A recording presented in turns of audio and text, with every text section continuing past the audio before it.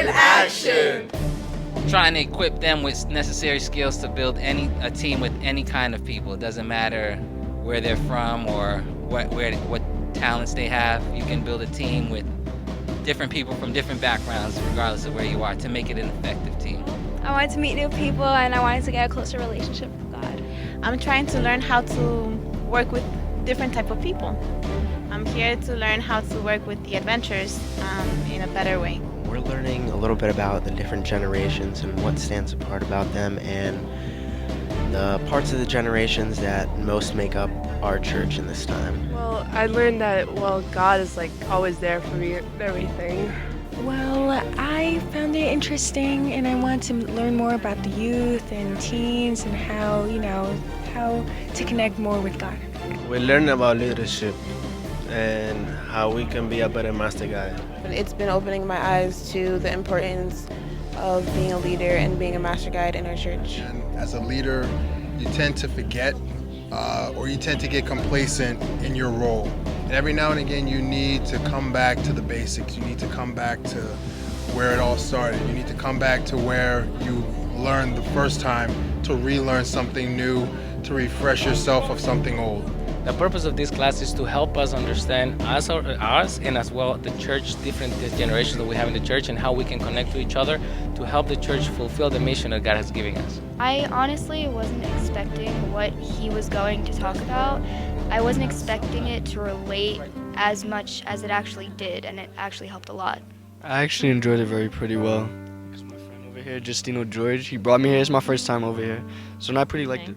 It was very inspirational and I really liked the sermon. It was really good. Very lovely. I really enjoyed it. I learned a lot of new things. Many times it gets me, kind of emotional, the fact that you look at some of the leaders in the church today and many times they put down the youth simply because we're young and we want to do a lot of things that many times we're not spiritually ready for. But all in all, it was a very good thing and I relate to it a lot. It was actually my first time coming here and I've really had a good time. The reason we came here was to learn for AY classes since we're going to be directing it and everything, and I did learn something about the youth that could help me for the youth in the church. Faith in action. El propósito de este entrenamiento is not just to obtain the uniform, but to form a ministry and spread God's word that way.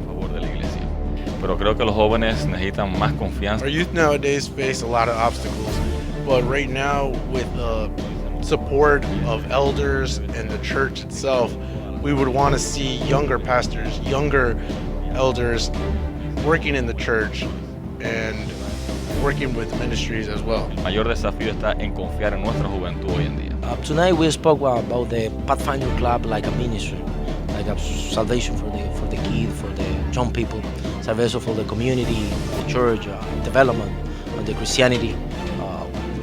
That is what we're talking about today. And we're really excited. It's cool even to walk around and just hear a lot of their testimonies. People in the Bible, a lot of people have faith in action by just leaving everything that they've known before and going to a new place that they don't know anything about. He's talking about how they've stood up for Christ in their own schools and how they made sure that they acted on their faith and didn't just sit and say, I'm a Christian, So right now we're learning about how faith can affect your life and stuff. What kind of challenges would you say these teens are facing that are trying to be addressed in this kind of setting and atmosphere?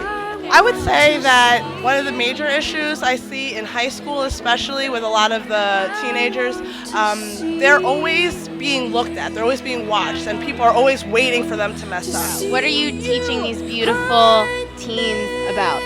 Well, Victoria, we are in the middle of a discussion about Abraham. And we were kind of talking about how his faith was waiting and experienced by waiting in God. Because he went out to some foreign land and didn't know where he was going, but he trusted in God. Makes it that much more important for them to put their faith in action, for them to show and reflect Christ in everything they do. And I think coming here, they realize they're not alone in that struggle, that we're all here going through the same thing. And they can get some tips and some pointers from the speakers, from the musicians, from the coordinators who are leading the groups. A story I shared was about my senior trip and asking to go on it and how I had no faith in asking, and it ended up happening. On how to stand and how to make sure they demonstrate their faith in front of their peers and people in high school.